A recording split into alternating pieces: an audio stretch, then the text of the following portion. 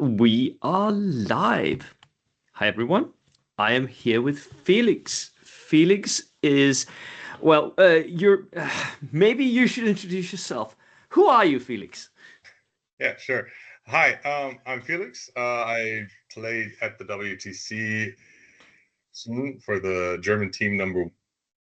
And yeah, I'm in the United States, which led to me the previous year at the WTC, where I played as a ringer. Yeah. That brings us to now. Yes. Where you, But where you and your team actually won the WTC. So you are from Germany originally, right? yes. Yeah. But you've lived in the States for quite a while. So yeah, I was born in Germany and I moved to the United States, and that's where I started playing bolt action. I lived there quite some years. And I quickly started to play competitive bolt action since as everybody came from 40K, right? So Yeah. did I. And then I had a lot of fun doing that. So I traveled to Adepticon. I went to LVO. I actually won LVO, and then like Kingdom Con, Historic Con, and Orc Con, and all these little cons that have a ton of events over there, and they're less competitive on average, I'd say. And focus more about the historical part of the hobby and painting and display boards and all that good stuff. So it was really refreshing playing in Europe, Germany and Europe in general, as the competitive level is a lot higher, I'd say, on average. So what was it that started you? Because you've played other games before, right? So what was it that drew you to bolt action? That's yeah. So I started 40K like way back. I played fantasy and all the other it was just fantasy and 40K, a little bit of Blood Bowl, and then I got into I forgot exactly how, but at some point I started playing World of Tanks actually, and that kind of sparked that old joy of World War II Historia and pulp, I want to say. That got me into a game called Tanks by the guys who made X-Wing, which is an excellent game, but we went into it right at launch and the content was not there, so it was just very limited content. We managed that, we got through it, and then we said, okay, what now? And then we saw bolt action on the shelf in the game store in San Diego, and we were like, wow, that looks amazing. We should play Tanks in that scale. And then we played the game in the Tanks in that scale, and then we noticed, wow, this game's actually looked really cool with the miniature, with the infantry tool. So let's play the infantry game. And we did that, and then we fell in love with that and never played Tanks after that, I think. And that's got us there. And since then, I picked up a couple other games too. So Saga is on my shelf. I got more Blood Bowl standing around and stuff. Never play that. But Lord of the Rings now, which I never played. So yeah, I think bolt action is the thing I've been playing way more than 40K or anything else for that matter. Yeah. So next question, that just to please all the hobbyists back home, what armies do you own and play?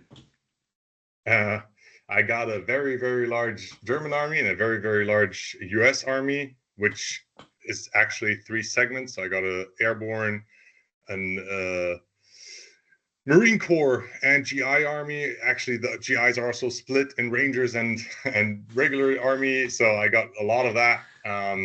You got every flavor of US right now from the new army book. Exactly.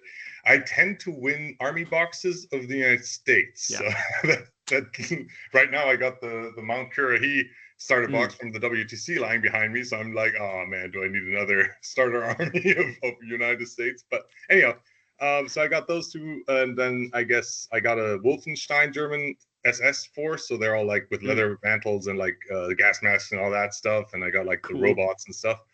And most famously, probably my Dutch, which I took to the WTC, and I took them to the Welsh Nationals and did very well, fairly well, I want to say.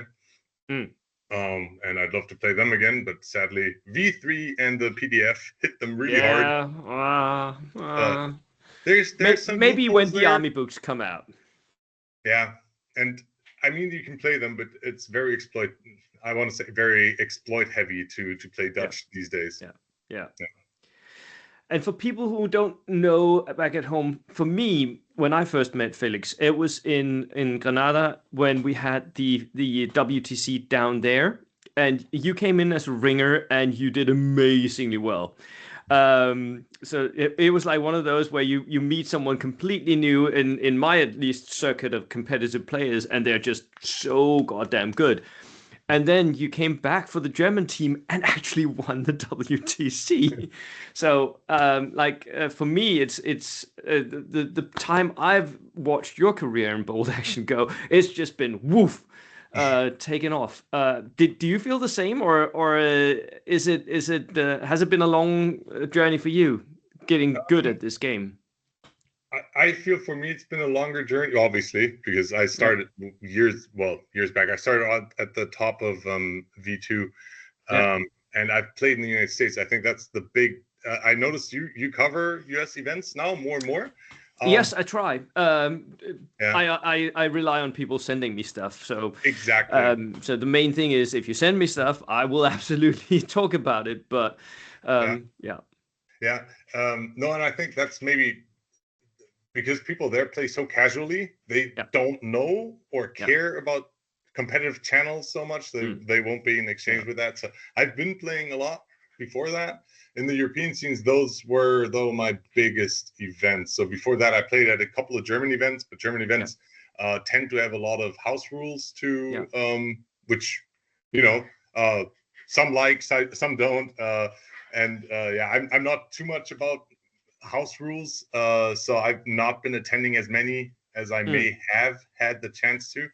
And then the WTC was the big outing where I first took money and actually went somewhere because I went back to Germany, studied again. So money was a little short too. So now money's rolling back in. I can attend events.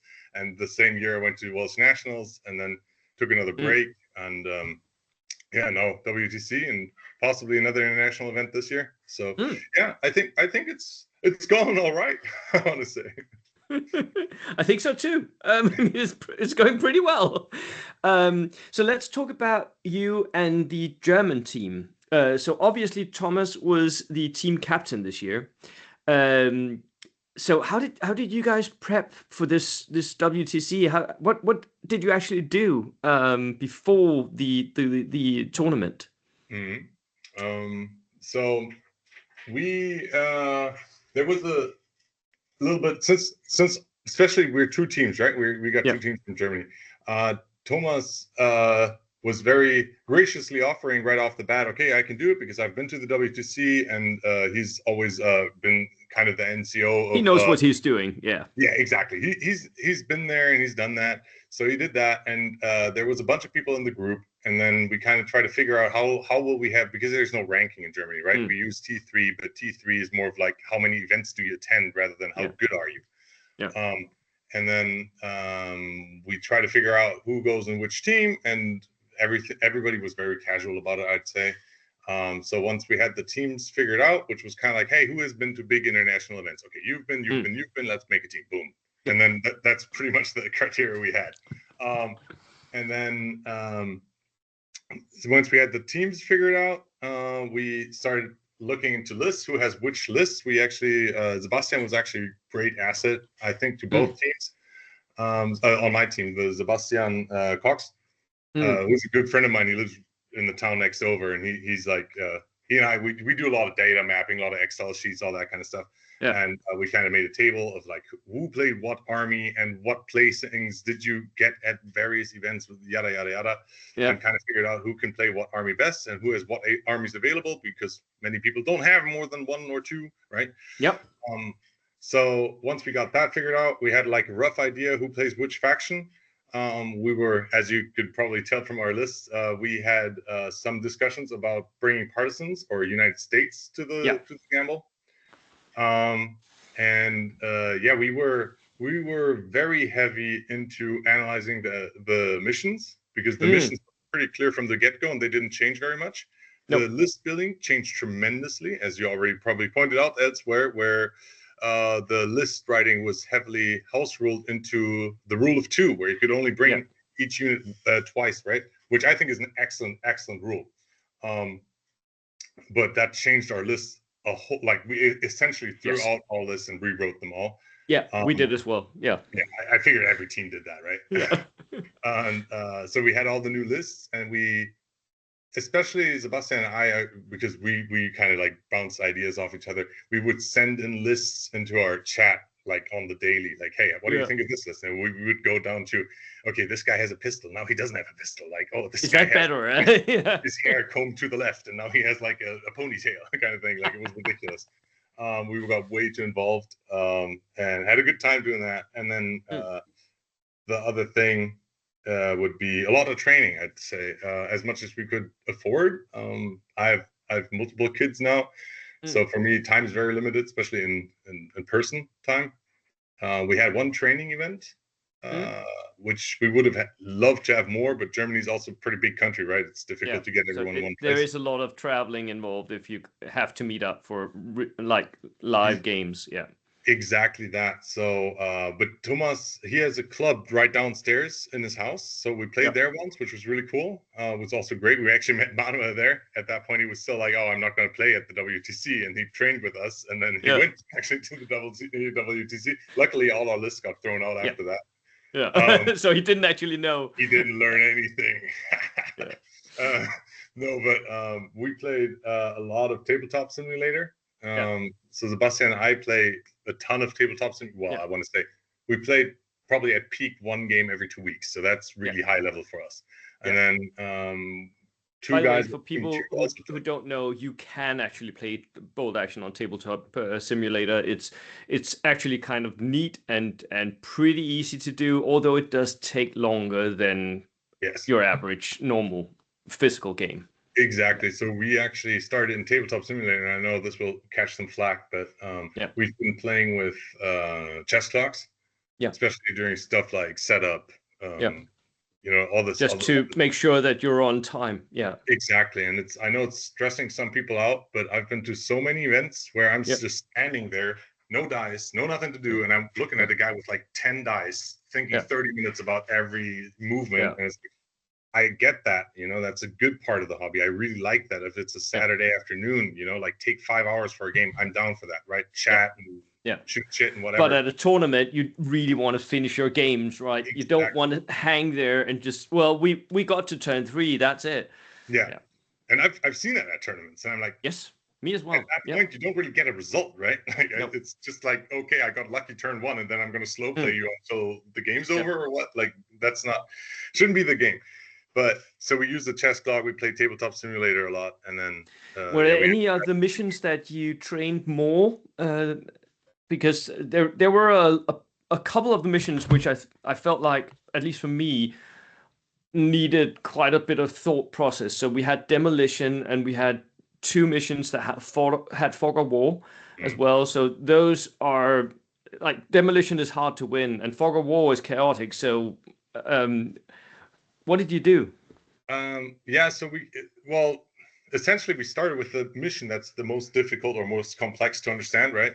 Yeah. And we would play that one, and then we kind of start jumping from mission to mission, and let's play this one, let's play that one. We try to avoid having a schedule saying like, today we're going to play this mission, because that will influence, if you want it or not, it will influence how you set up a table, right? It will give you passive influences. So we kind of set up a table, and then we kind of, hey, I want to play these 2 missions, I want to play these 2, and let's roll dice, check out which of these 4 missions we're going to play, right? And then we're going to test it out. We played on really crowded tables, really dense tables, to kind of simulate like a shit table where we can't play maybe strengths of our list. We tried to go through every scenario multiple times. It kind of, for us, it was very shifting, because we couldn't prep like at other events, because normally you have like the missions posted and the list restrictions, and then you write lists and it's done. And then you have like months of training, or like at least like a month or 2, I'd say. And here it was more because of the 5th list, so that posed one difficulty, and the other one was the rule of 2. So we wrote lists in the beginning and trained every mission. Then the rule of 2 came out, so we threw all of the lists out, had to start over. And then we did that, and then we started switching around with the 5th list. And in the end, my list got canceled, my old list, and I switched it up. So I had to retrain all the missions again, Wow. But at the end, the good thing about it is, right, I didn't have to read the tournament pack anymore coming to a Because table. you knew it. I knew every mission by heart. And that Yeah. was really because I didn't have that at the old last WTC or really any event before. Normally, I always sit there with my printed out sheet, like, trying to understand it. It's like kind of foggy, had not enough coffee or whatever. And I'm like, just, what's happening here? And just for the people at home, this is one of the main points I think that Felix is making very well. If you've played something a lot, you understand it. You understand intuitively. You don't have to think about what am I keeping in reserve, what am I outflanking, because you know you've done this multiple times. You already know. You don't have to think about it. Damn, that is good.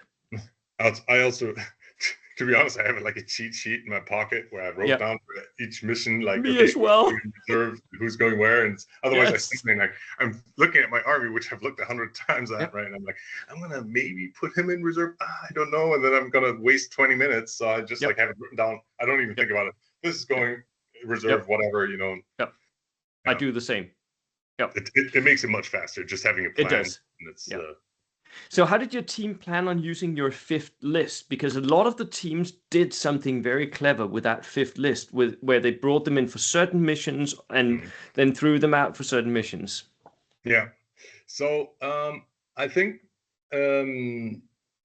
Sebastian and me were kind of like brainstorming, obviously with the whole team, right? But I think we just spend a sick amount of time on like thinking and talking about the game. For me, it's an escape from video games, so I stopped playing video games, doing board games now, and focusing on that. Anyhow, we were talking about that, and we were thinking how to use the fifth list. I think it's a great change to make it switchable. Very, very interesting. Yeah. Really, really cool. And we were thinking, okay, we should use it to augment the weakest list. So to kind of give the weakest list more of like a sidestep tool, switch into more comforting clothes, I want to say. And then we kind of talked to Thomas, and we talked to, because Thomas ran the Finns, and we talked to Martin, who played as partisans. And we were kind of like, well, partisans, they got like a bad rep. It's like, you know, that might be something where people will get baited into a certain draw, and we'll have him switch out and switch in. And he was like, no, I'm good. Like, I'm going to run partisans. I'm just going to, whatever, man. And he, like, it was, I want to say, mildly frustrating when doing the matchups and the pairings and all that stuff, right? Because it's like, oh yeah, I'm okay playing against that. We had a table, and he's like, that's okay. I don't care. That's okay. That's a good matchup. And we were like, what? That's not a good But matchup. It's a bad matchup. Exactly. That's what we thought, right? But Martin has I want to say stone cold, just like like Thomas. If you look at their scores, they're both in the top 20, and they didn't lose a single game, which both Sebastian and I can't say, right? We both lost the game, and they played just cold, right? They just played it down so cool, which really went to show that was really reliable bedrock, I want to say, to build on. And the fifth list in the end, so sorry, coming back to your question, the fifth list essentially became more of a scalpel tool, right? I was at the beginning, right from the start, I was an advocate of instead of having a fifth balanced list, which brings nothing at all, have a fifth list and a fourth list actually being scalpels. So one excellent at doing one thing and one list excellent at another. Because as you already pointed out, Fog of War and Demolition are all movement missions, right? Mission 2 was arguably also a movement mission. Yeah. So we came up, okay, what's a really annoying and strong as really strong assault list, and what's a really, really strong gun line? And that's when we started switching. First, the Germans were like a tool belt army for us because they have everything, and then we noticed they are really, really good at building gun lines. Better than most very good because of their variety of tanks and a variety of like medium mortars, heavy mortars, all that good stuff. They can bring anything they want in specialization. So we went back on that decision. First we had, I think, Sebastian with his Hungarian switching out into a fifth list, and then we switched into Germans, which I brought and said, okay, Germans are going to switch with British.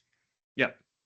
Yeah, so that's British were all. So for anyone who doesn't know, our British were probably the most Gurkhas anyone has seen since version 2. Yeah, I was impressed, and I have run so many Gurkhas. Yeah, it was a lot. It was a lot. It was 32 Gurkhas, and because I've been saying from the beginning of the game that close combat for me is not dead. For me, close combat has gotten a lot stronger actually, and I don't have a Gurkha army. This was Sebastian's army I used, and thank you for that, by the way, Sebastian. Thank you. Offering up the army, I had to paint 2 M20s. That's it. Everything else he brought and printed, and he got it ready. So that's really cool, and I got to play it and didn't lose a single game. Actually, crushed all enemies with the Gurkhas because they're super powerful. Yep. They're still Not for good, long. although I do think that they've become a little more difficult to use because they die much sooner than I'd like. They bring 32. Yeah, bring 32. Yeah, good advice. Good advice, Felix. So that was my idea. Was just like, all right, I know I'm going to lose some, so I'm just going to bring more. Yeah. Now, when I looked at the meta of what was happening at the WTC, it was very clear for me that the German teams had gone in a separate direction from everyone else because you guys had so many multi-launchers and inexperienced medium mortars. What the hell? What happened? Well, inexperienced medium mortars. I think that's a V2 legacy thing. They've always been great, and they're still great. They die a lot easier, as you know, to like a light autocannon driving in and shooting them. But that's kind of like then someone's shooting at my 32-point unit instead of at something that's actually valuable, right? And that's some dedication, and they'll kind of drive out of their way to get there, and then maybe they're isolated in the side of the board, so who cares? So it's a loss on them, even if they kill me. And the whole team, I think the notion was just like, hey, they were great, and they're still great. Like, we've been training with them and worked really well. You see something, you shoot at it, and someone has to dedicate firepower to killing it.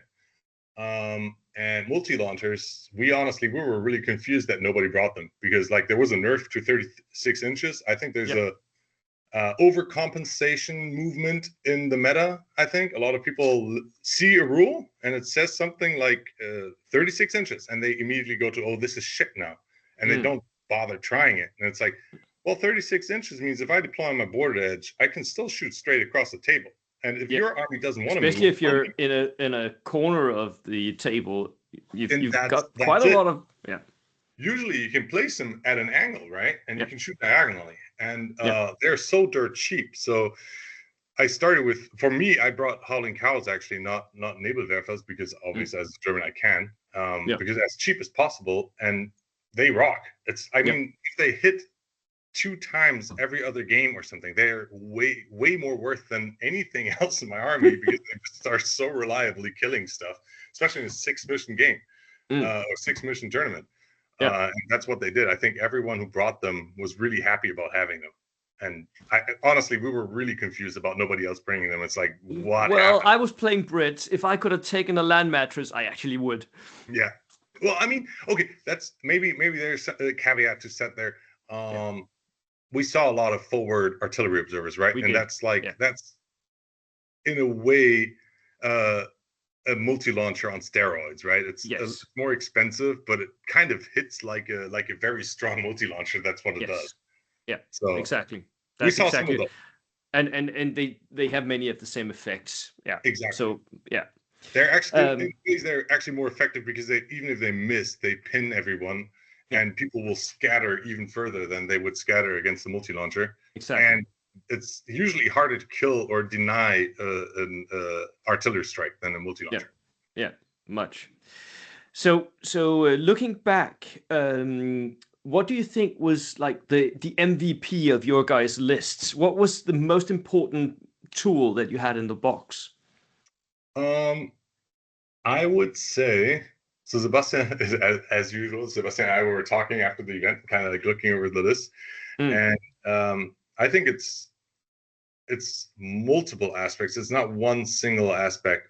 I think it was, for one, that we went through lengths to look at, especially mission 1, which was demolition, and we were pretty sure that most people would draw that, and how could we maximize our chances to win at least one round? Because it's really easy to draw that. We don't need a specialized list to draw it.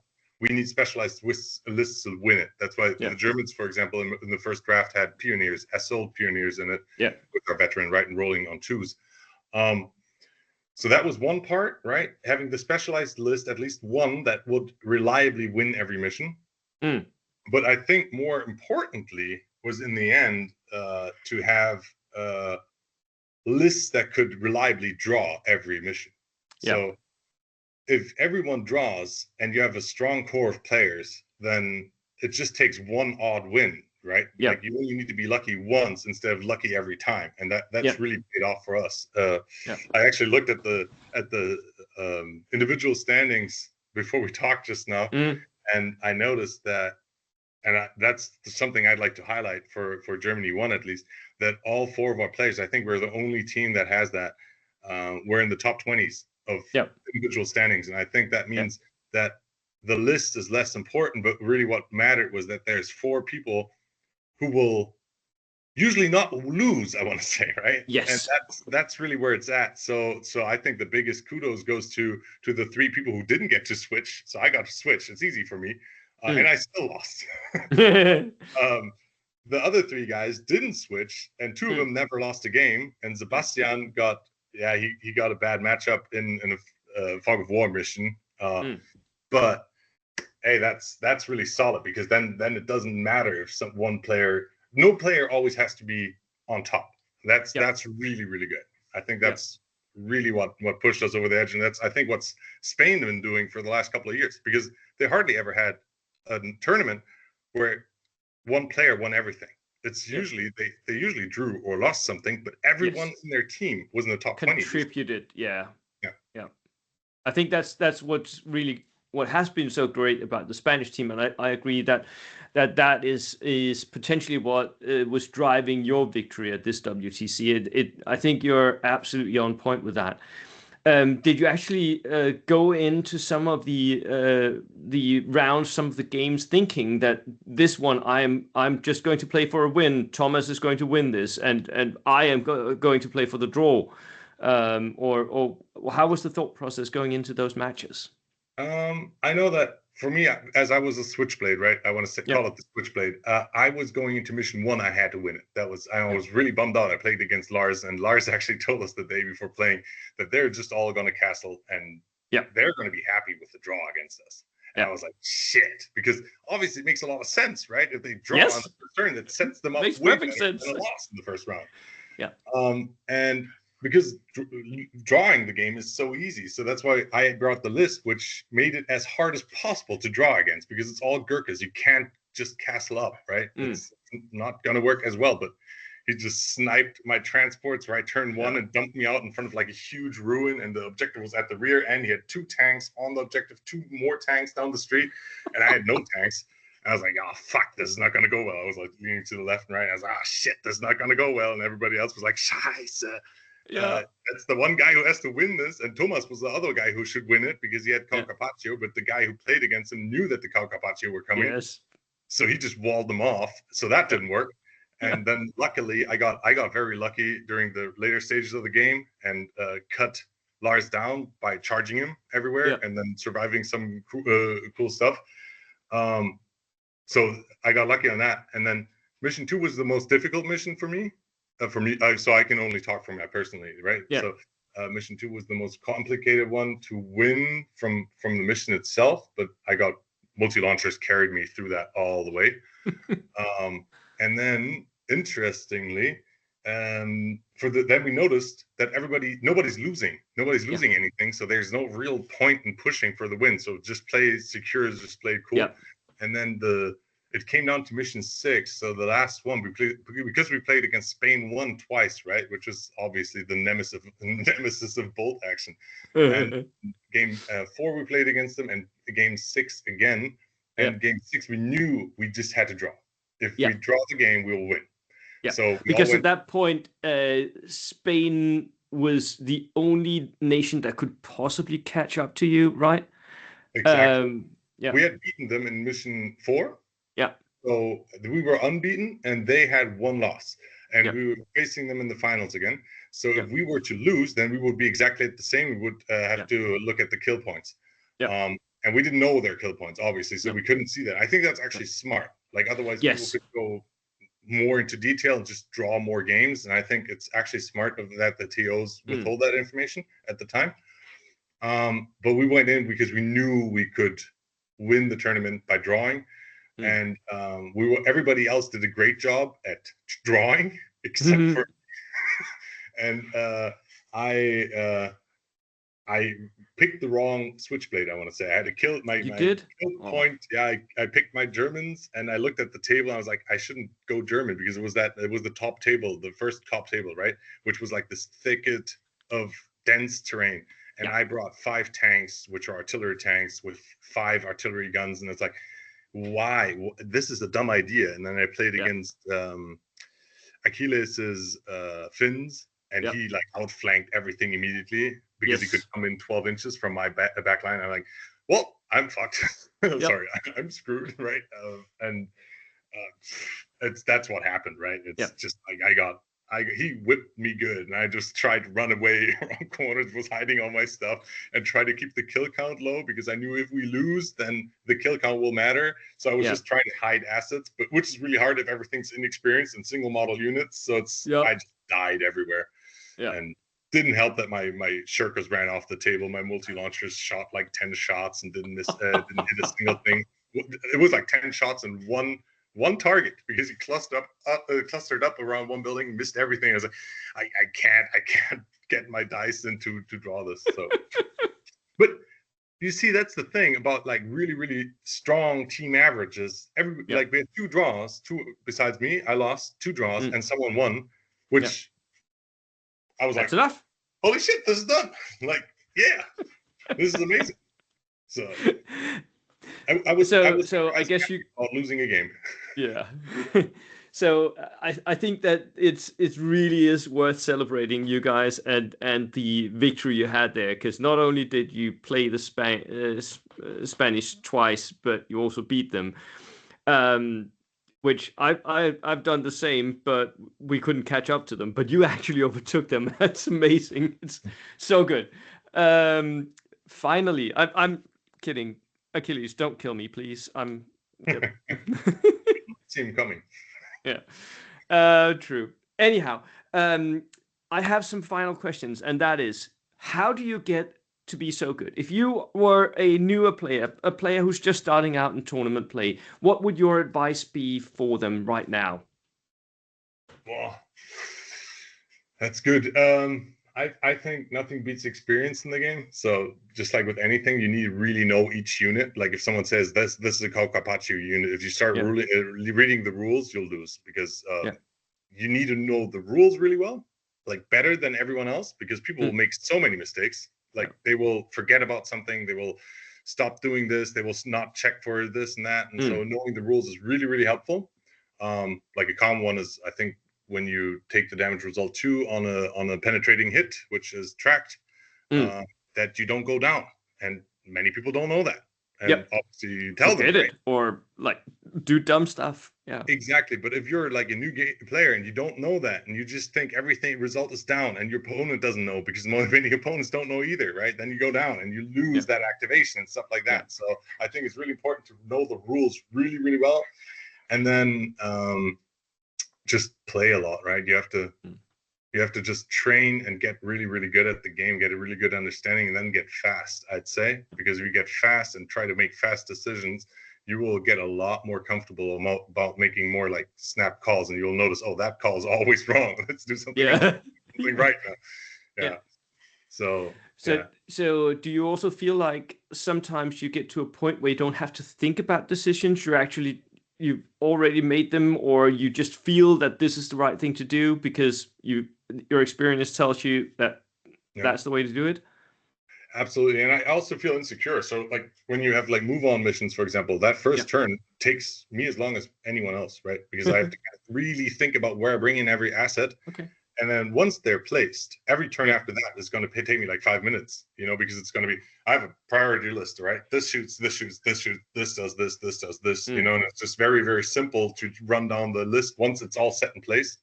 But the setting up is always the difficult part. Same with deployment. Deployment just even like takes me and takes other people who are really experienced very long, because they kind of like sit there and then you do something they didn't expect, and all of a sudden they're like, oh shit, now I can't put that tank there because it's going to be flanked or whatever. So once you're past that stage, it should be a rundown. So I don't understand how people sometimes in turn 3 start to take really, really long.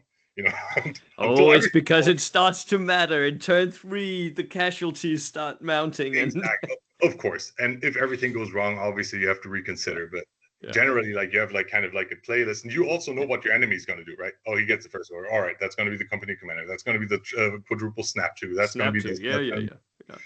And that's what your own priority list is based on, right? He'll kill what he wants to do first. So yeah, it's a lot like chess, I want to say. Like, once you've seen it like 100 times, you kind of know he's going to do that. So you're going to block him or move out of the way or whatever. Yeah.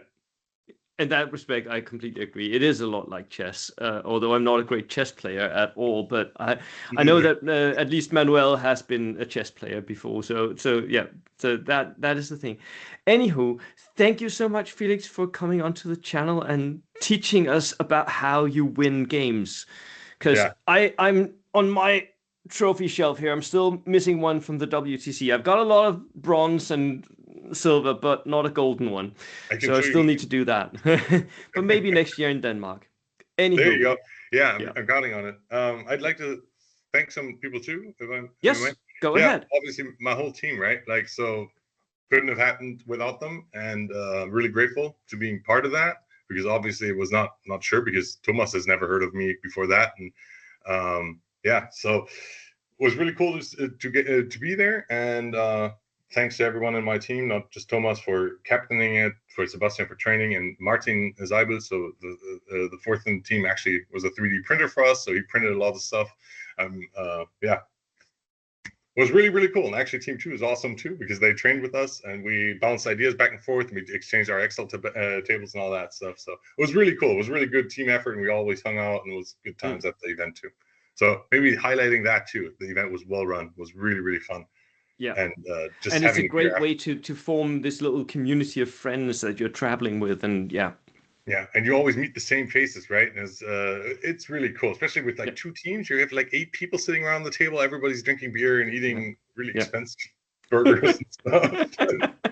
It was good times. Right. Good times.